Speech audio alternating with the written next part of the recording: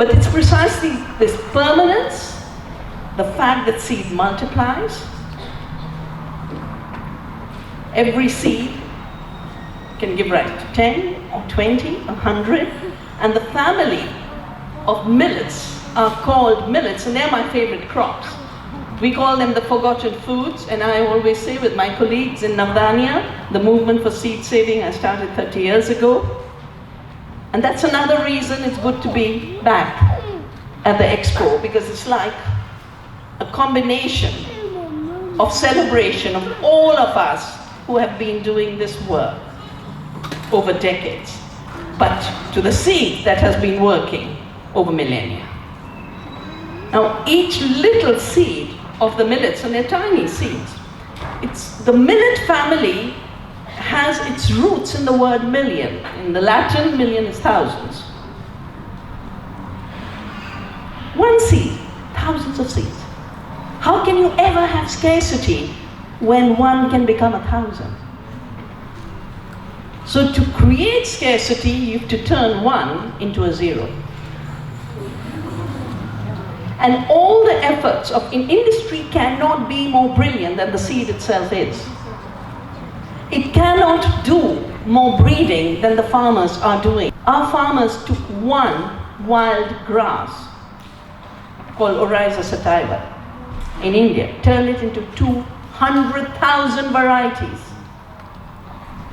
The black rice, the purple rice, the red rice, the rice for lactating mothers, the rice for babies, the rice that can tolerate floods and salt, which we've saved in our seed banks in Orissa and distributed those seeds after the cyclones, after the hurricanes, after the tsunami. Truckloads of seed. Every attempt of industry has been to rob seed of its power to multiply, its power to renew, its power to be diverse. Because anything that evolves into diversity. Everything that is controlled externally is based on uniformity. So diversity, in fact, in nature and society, is a reflection of the freedom of the different beings in that ecosystem. And uniformity is a reflection of external control. And that external control merges very, very quickly into such fear that anything that is free and alive on its own terms becomes a threat. And I see so much of what we see wrong in our times as responses of people who are afraid of a nature that is independent, of a seed that self-organizes, of seed that multiplies, of farmers that have seeds in their hands, of people who have intelligence and can make their decisions. So every step of violence we witness, whether it be violence against the seed or it be violence in society, and each of us in our societies can tell stories by the day. They just killed a brilliant journalist in India because she was an independent writer. That was her crime. She was free.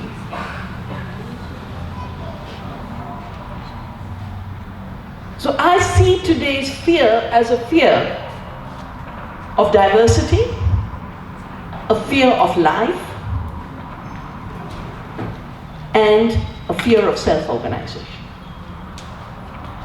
And that fear then comes expressed in wiping out diversity, which is why, again, salutations to the Heirloom Expo for having all of these exhibitions to help us remember.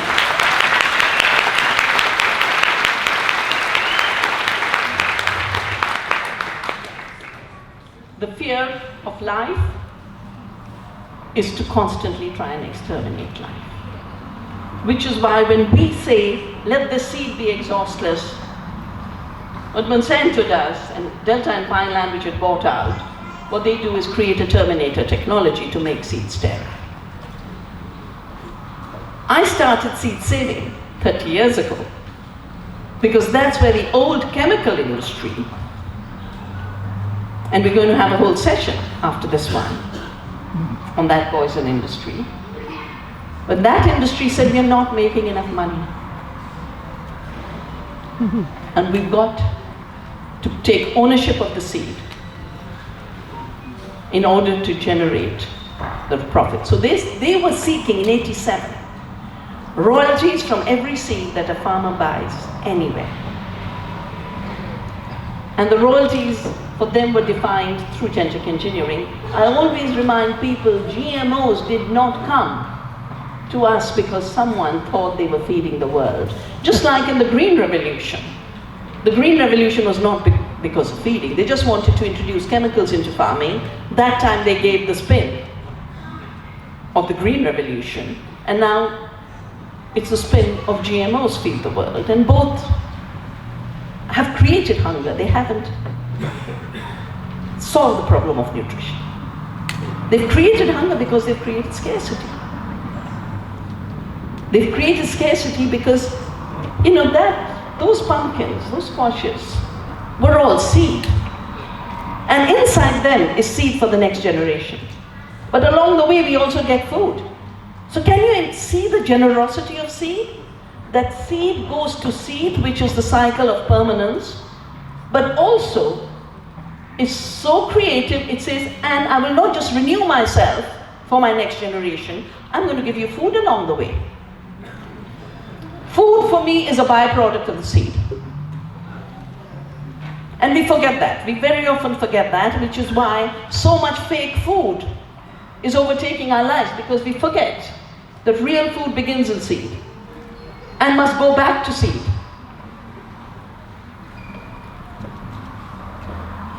The first big threat, the threat to diversity, is expressed in the fact that not only have we taken the diversity in each species, here in the squashes or the rices, or in the wild plant called teosinte, which gave rise to the thousands of corn varieties. If Mexico even today does not allow GMO corn, it's because the people come out and say, we are corn. We are the culture of corn.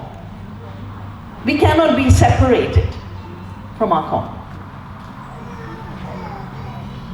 And that is the reason, even today, the culture of corn blesses Mexico. There have been attempts by Monsanto again and again. Last time it was trying to take over 6 million acres. And they got a presidential decree, and that the people got it stopped. Both through building movements,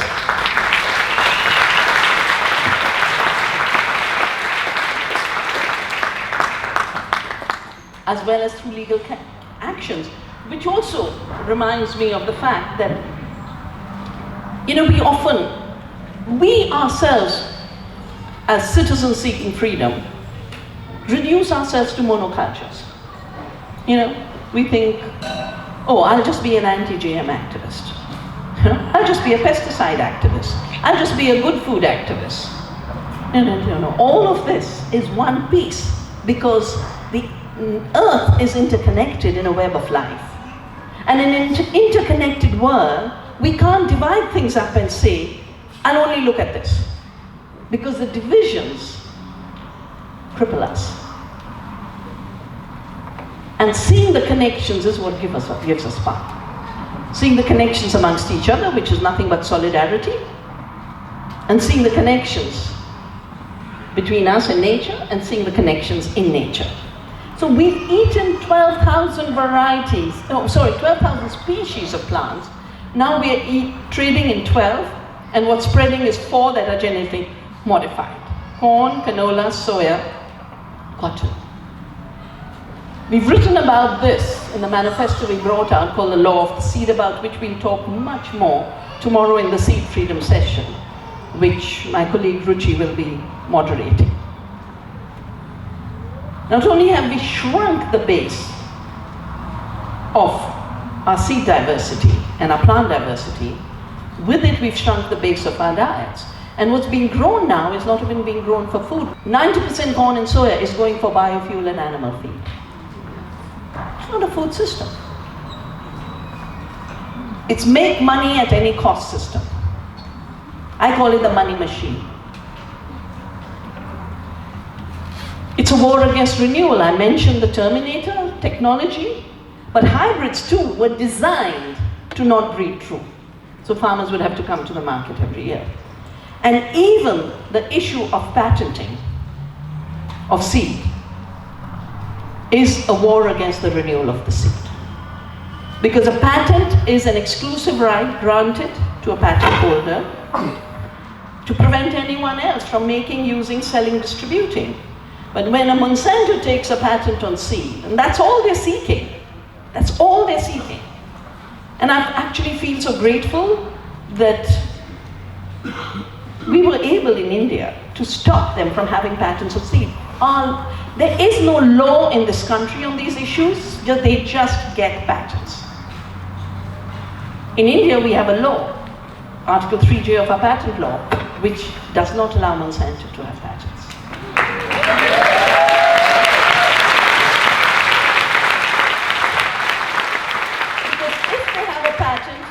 There are 3 crimes against the earth and farmers and people.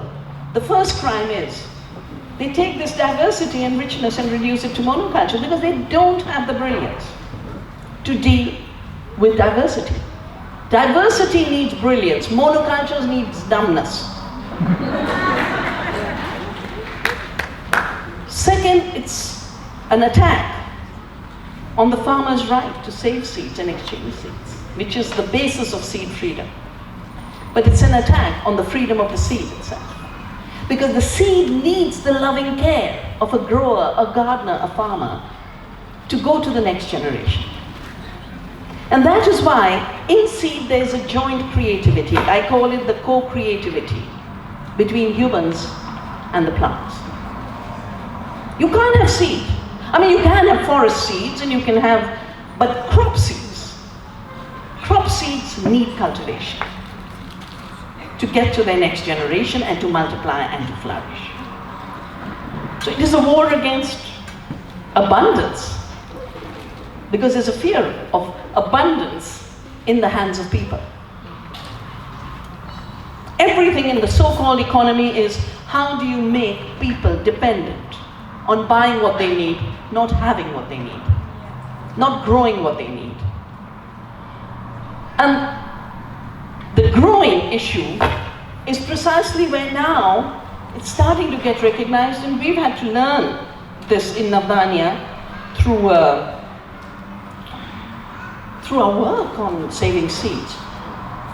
A lot of people will come to Navdanya because the seeds give us food that's tasty. The industrial crops are tasteless, nutritionally empty, loaded with toxics. So they don't have the positive values of what food should be, but they have all the negative values of food, what food should not be. The malnutrition that's being created begins in the seed and the way we grow it. The organic farming increases nutrition because it increases the nutrition to the soil. Organic farming for me is nothing more than feeding the soil and feeding the soil organisms. And seeds are not just the result of our labor. You know, the earthworm and the mycorrhizae have done their bit. The pollinator has contributed 1/3 of all the food we have. You add all that, every seed holds those creativities and contributions. All of the past evolution, all of the future. I have a lot of debates with the corporations, and they always say, oh yeah, we recognize farmers have done their bit. And I say, no, we are not talking about the past only, we are talking about the future. And it's only seeds in the hands of people, in the hands of caring farmers and gardeners, which will be the future. The other is annihilating the future.